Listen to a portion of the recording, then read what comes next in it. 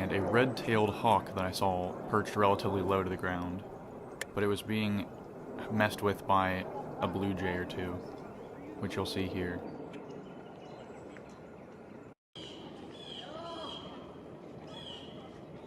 There's the blue jay above him. It just dropped something on him. And it flies off, but then it's going to come back up right there. And I don't know if the hawk was bothered or what, but it did end up leaving here in a sec.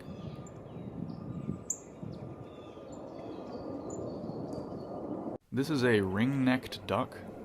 I'd never seen one of these before. Very striking iridescent black feathers on the head.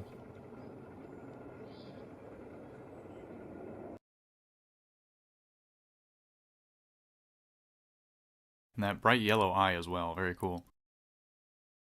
And this is the female.